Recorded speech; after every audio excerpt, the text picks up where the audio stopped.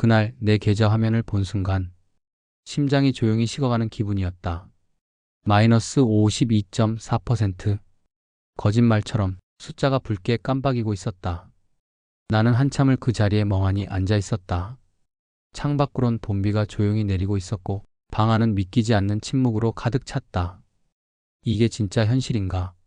내가 그렇게 믿었던 사람이었는데 머릿속엔 수없이 많은 말들이 맴돌았다. 나는 전문가의 말을 믿었다. 그 사람은 말이 분명했다. 이건 기관도 들어온 확실한 종목입니다. 지금 안 들어가면 기회 놓칩니다. 그 사람은 뉴스에 자주 나왔고 인터뷰도 했고 경제 채널에 고정 출연하는 유명한 애널리스트였다. 나는 그 사람의 말이 정답인 줄 알았다. 내가 부족한 건 정보였고 경험이었고 판단력이었다고 생각했다. 그래서 믿었다. 의심하지 않고 전 재산을 넣었다.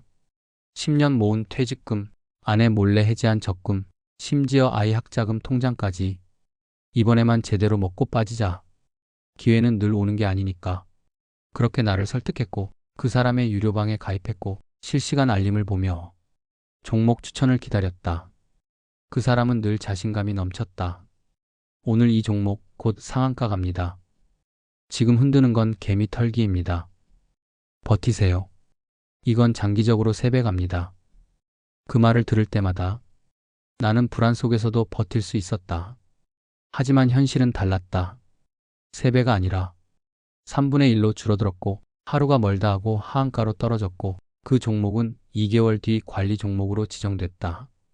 그리고 그 사람은 리스크는 늘 있습니다라는 말 한마디 남기고 다른 종목을 이야기하기 시작했다. 그제야 알았다. 그 사람에게 나는 수많은 청취자 중 하나일 뿐이었다. 내 삶이 무너지든 말든 그 사람은 다음 방송을 준비하고 있었던 것이다.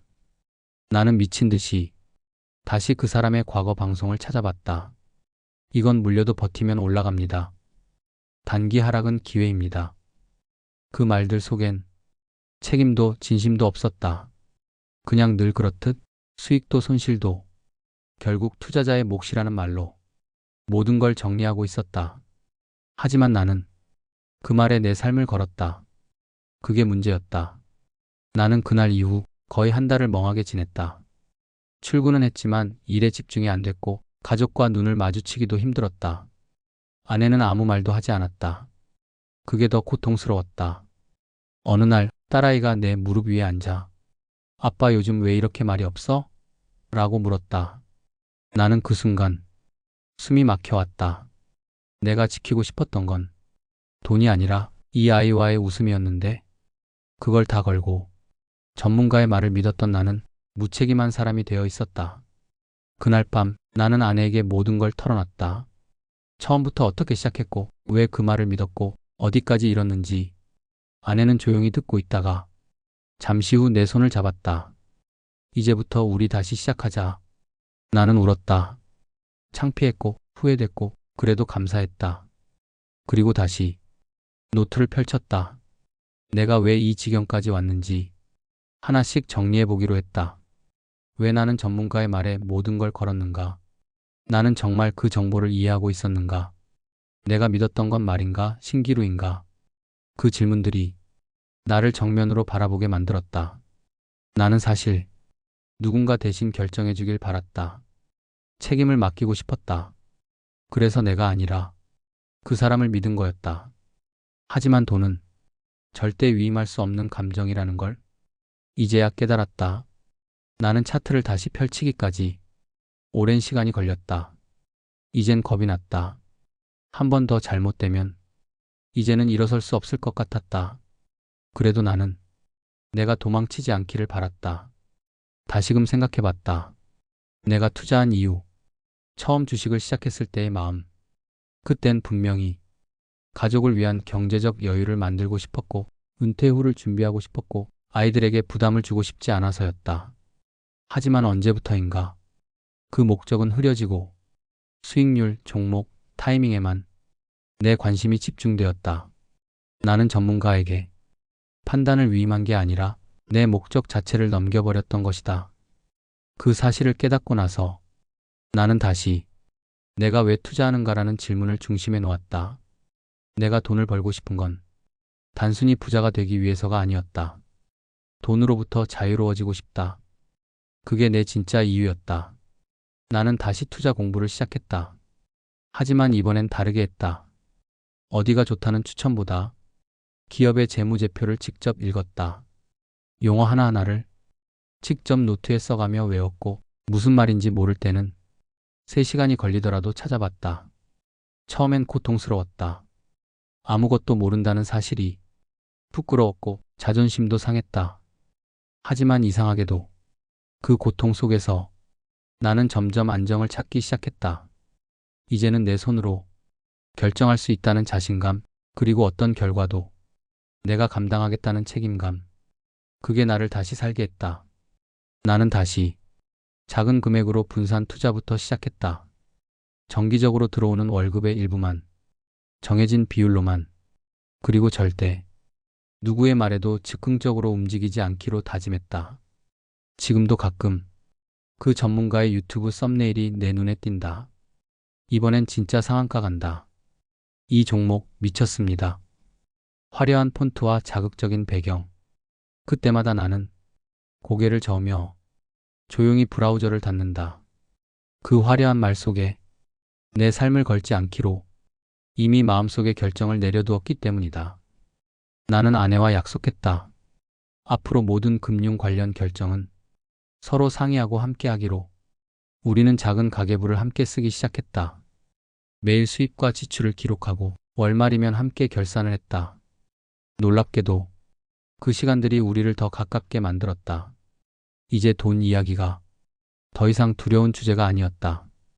오히려 우리 관계를 단단하게 해주는 하나의 대화 주제가 되었다. 나는 점점 알게 되었다. 투자는 돈의 문제가 아니라 태도의 문제라는 걸. 전문가의 말을 맹신한 건 정보 부족 때문이 아니라 내가 두려웠기 때문이었다. 두려우니 누군가가 대신 책임져 주길 바랐고, 그래서 확실한 사람에게 의지하고 싶었던 것이다. 하지만 돈은 누구도 대신 책임져 주지 않는다. 책임은 항상 내 몫이고 그 무게는 오롯이 내가 감당해야 한다. 나는 이제 그걸 비로소 이해했다. 나는 여전히 매일 아침 뉴스를 확인하고 경제 지표를 본다. 하지만 이제는 그 정보를 다르게 받아들인다. 예전엔 이게 오르려나?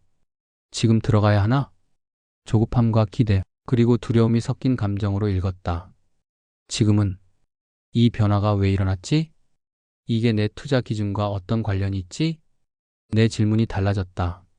나는 이제 정보를 소비하는 대신 정보를 해석하려 한다. 그건 작은 차이 같지만 내 삶을 크게 바꾸었다. 예전엔 하루 종일 주가창을 켜놓고 살았다. 화장실에서도, 밥 먹는 중에도, 심지어 아이랑 놀 때도 폰을 내려놓지 못했다. 지금은 하루에 딱 2번, 아침 10시, 오후 3시만 확인한다. 그 외 시간엔 삶을 살기로 했다. 아이와 등산도 가고, 아내와 함께 시장도 보고, 책도 읽는다. 나는 진짜로 내가 다시 살아났다고 느낀다. 그리고 무엇보다 내 안의 감정이 안정되기 시작했다. 나는 예전엔 시장이 흔들리면 같이 흔들렸다. 하지만 지금은 시장과 나를 분리한다. 시장이 빠지더라도 내 기준과 논리가 살아있다면 불안하지 않다. 그리고 그 기준과 논리는 내가 스스로 세운 것이기에 더욱 확신이 있다. 나는 이제 믿을 사람을 찾는 대신 믿을 기준을 만들었다. 그게 나를 지켜주는 가장 단단한 울타리다. 나는 매달 작은 보고서를 쓴다. 수익이 아니라 과정과 판단의 기록. 어떤 종목을 받고, 왜 매수했고, 무슨 지표를 근거로 삼았는지. 그 과정이 쌓이니 점점 더 나를 알게 됐다. 나는 어떤 상황에서 욕심이 커지는지, 어떤 분위기에서 불안이 시작되는지를 구체적으로 파악할 수 있게 됐다. 그건 어떤 투자보다 소중한 자산이다. 나는 이제야 진짜로 투자를 시작한 것 같다. 지금까지는 그냥 따라했을 뿐이었다. 이제 나는 내 발로 걷고 있다. 어느 날 예전에 그 전문가가 출연했던 방송을 우연히 다시 봤다. 그 사람은 여전히 지금이 기회입니다. 이 종목 절대 놓치면 안 됩니다. 익숙한 말들, 익숙한 표정. 나는 그 영상을 보며 조용히 웃었다. 그래, 난 그때 그걸 믿었지. 하지만 이젠 아니다. 나는 이젠 누구의 말도 그 자체로 믿지 않는다. 의견은 참고하고 판단은 내가 한다. 그 차이가 내 계좌를, 내 삶을, 그리고 내 가족을 지켜줬다. 나는 이제 무언가에 기대지 않는다. 나는 내 기준을 세웠고 그 기준은 내가 살아온 과정, 내가 감당할 수 있는 범위, 내가 소중히 여기는 가치에서 나왔다. 그건 그 어떤 전문가보다 더 신뢰할 수 있는 나만의 나침반이다. 나는 요즘 매수보다 매도를 더 많이 고민한다. 이익이 났을 때가 아니라 이제는 삶이 무너질 것 같을 때 그 종목을 손절할 줄 안다. 예전에는 무조건 버티는 게 답이라고 믿었다. 시간이 해결해준다. 물리면 물탈 뿐이다. 그 말에 얼마나 많은 시간을 허비했는지 돌이켜보면 속이 쓰리다. 나는 이제 시간도 자산이라는 걸 안다. 그 시간을 무의미하게 태우는 것이 가장 큰 손실이라는 것도. 그래서 요즘 나는 손절을 두려워하지 않는다. 손실을 두려워하지 않고 내 감정이 무너지는 걸 더 무서워하게 됐다. 왜냐하면 그 감정이 무너지면 내 관계도, 내 건강도, 내 일상도 흔들리기 때문이다. 한 종목에 집착해 밤새 잠을 못 자고 밥도 못 먹고 가족에게 화내고 회사 일에 집중 못하고 그렇게 무너졌던 시간들을 나는 똑똑히 기억한다. 그래서 지금은 자른다. 그게 아무리 기대했던 종목이어도, 많이 투자한 종목이어도 자르고 나면 손실은 크지만 숨은 쉬어진다. 관계는 유지된다. 삶은 회복된다. 그걸 알고 나니 이제는 무엇을 살까보다 무엇을 지킬까를 더 많이 고민하게 된다. 나는 나를 지키고 싶다. 내 일상을, 내 정신을, 내 감정을. 나는 아침마다 시장보다 먼저 내 감정을 점검한다. 불안한가? 흥분했나? 어디서부터 이 감정이 시작됐나? 그걸 들여다보면 오늘 내가 어떤 결정을 해서는 안 되는지 자연스럽게 알 수 있다. 이제는 뉴스보다 내 마음의 흐름을 더 주의 깊게 읽는다. 한 번은 한참 오르던 종목이 갑자기 악재 뉴스에 급락했다. 예전 같았으면 패닉에 팔았을 것이다. 하지만 그날은 내 마음을 먼저 살폈다. 지금 팔고 싶은 건 이 종목 때문이야? 아니면 이 공포를 피하고 싶어서야? 나는 기다렸다. 그리고 그 종목은 2주 후 다시 반등했다. 모든 경우가 그렇게 되지는 않겠지만 그 경험은 내게 큰 교훈을 줬다. 감정을 먼저 읽는 투자, 내면의 소리를 우선하는 판단. 그것이 나를 더 오래 살아남게 해준다는 것을. 나는 투자자다. 하지만 나는 가장 먼저 사람이고 가족의 일원이며 마음이 있는 존재다. 그 사실을 잊지 않기 위해 나는 매일 기록한다. 감정을, 판단을, 결과를. 그 기록들은 어느새 내 인생의 자산이 되었다. 그 자산은 계좌로는 측정할 수 없지만 삶을 더 건강하게 만들어준다. 나는 더 이상 돈이 전부다라고 말하지 않는다. 돈은 중요하지만 그보다 중요한 건 내가 어떤 태도로 살아가느냐다. 그 태도는 결국 내 투자 방식에도 드러난다. 나는 요즘 주변에서 누가 무슨 종목으로 얼마 벌었다는 말에 흔들리지 않는다. 그저 미소 짓고 내 기준대로 산다. 왜냐하면 나는 이미 알기 때문이다. 남의 돈이 아닌 내 삶을 기준 삼을 때 비로소 진짜 부자가 될 수 있다는 걸. 나는 가끔 처음 주식 계좌를 만들던 날을 떠올린다. 그날 나는 설렘과 기대, 조금의 두려움과 함께 새로운 길을 열었다. 하지만 그 길은 예상보다 험했고 내가 감당할 수 없을 만큼 혼란스러웠다. 나는 넘어졌고 깨졌고 혼자였고 책임을 회피했다. 하지만 지금은 다르다. 나는 이제 내가 어디로 가고 있는지 안다. 내가 왜 이 길을 걷고 있는지도 안다. 그리고 가장 중요한 건 이제 나는 누구도 탓하지 않는다는 것이다. 그 선택은 내 것이고 그 결과도 내 몫이다. 그걸 받아들이는 순간 나는 더 이상 두렵지 않았다. 나는 더 이상 수익률로 내 존재를 증명하지 않는다. 가족과 저녁을 함께 먹는 것, 아이와 눈을 마주치는 것, 잠들기 전 아내와 조용히 이야기 나누는 것. 이 모든 순간들이 내가 이룬 복리의 기적이다. 돈은 줄 수도 있고 늘 수도 있다. 하지만 이런 삶의 질은 한번 쌓이면 무너지지 않는다. 그게 내가 찾은 진짜 수익이다. 나는 이 이야기를 누군가에게 전하고 싶었다. 나처럼 전문가의 말에 기대 무너졌던 사람에게 혹시 지금도 그 말 한마디에 흔들리고 있다면 다시 한번 나를 바라보라고 말하고 싶다. 당신의 기준은 무엇입니까? 그 질문에 스스로 답할 수 있다면 이미 절반은 이긴 것이다. 나는 아직도 매달 조금씩 투자한다. 큰 수익은 없지만 큰 후회도 없다.